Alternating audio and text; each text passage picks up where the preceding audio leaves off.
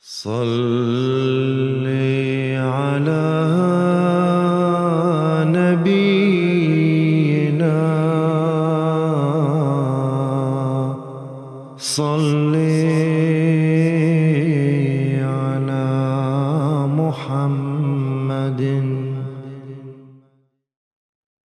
Kajian tentang Dajjal telah mengundang perhatian kaum muslimin dari waktu ke waktu. Dajjal dinilai sebagai simbol keburukan, kejahatan, dan keangkara murkaan. Naasnya, Dajjal kini telah menjelma menjadi suatu kekuatan yang super dan seisi dunia pun takluk kepadanya. Rasulullah SAW telah mengabarkan bahwa kekuatan Dajjal semakin hari akan semakin besar, karena kekuatan-kekuatan jahat lainnya akan bergabung bersamanya demi menyesatkan umat manusia. Dalam sebuah hadis, Rasulullah SAW bersabda, Dajjal akan diikuti oleh orang-orang Yahudi Asfahan sebanyak 70.000 menggunakan jubah tiada berjahit. Di dalam hadis yang lain, Rasulullah SAW bersabda bahwa Dajjal akan ditemani oleh 70.000 orang Yahudi. Angka 7 dalam hadis ini menunjukkan makna jumlah yang besar, sehingga kekuatan Dajjal semakin hari akan semakin dahsyat, tidak terkalahkan. Fitnah Dajjal yang paling besar adalah menyebarkan ajaran anti-tauhid dan cinta dunia.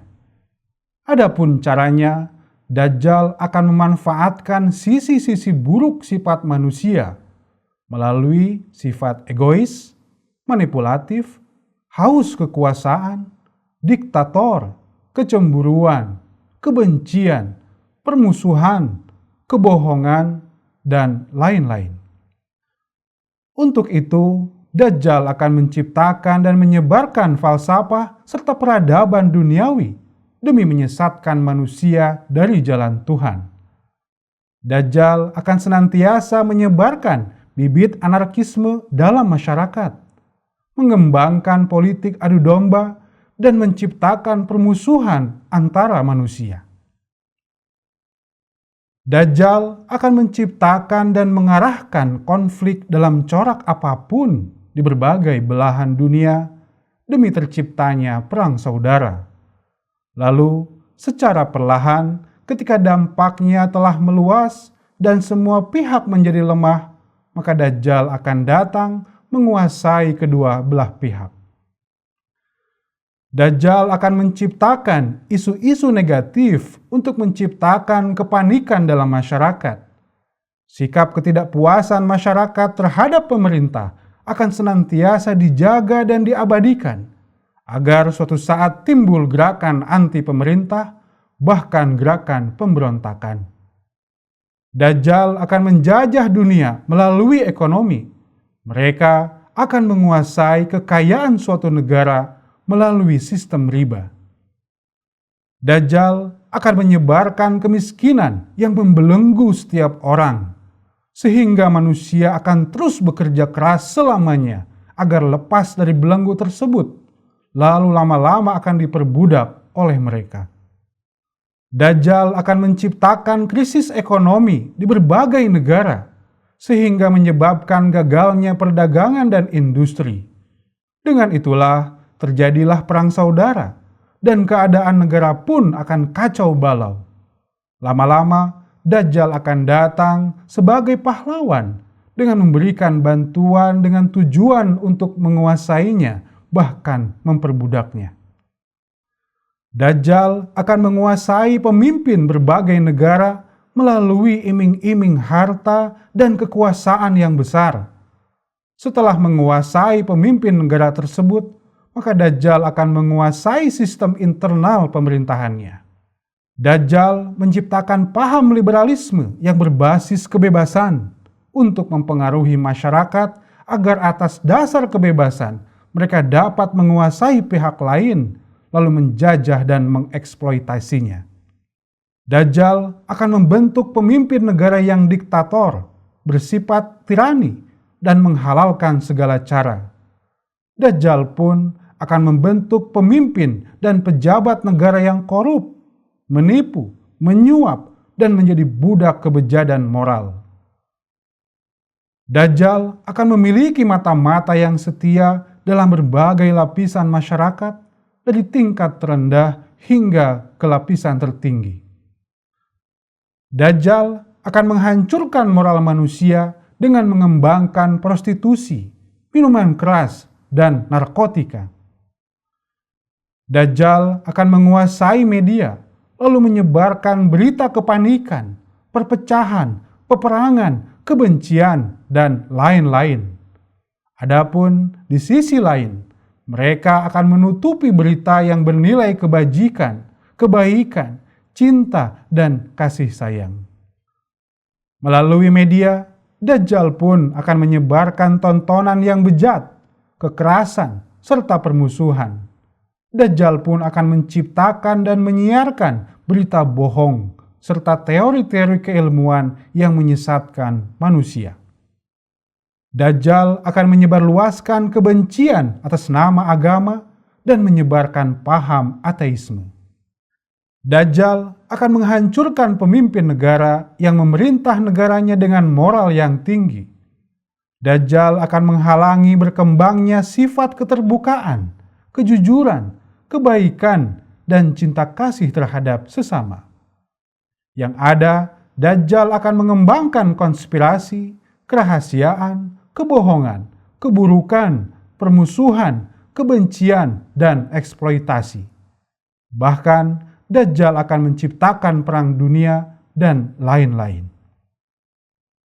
Begitu buruk dan berbahayanya fitnah Dajjal bagi kelangsungan umat manusia di muka bumi.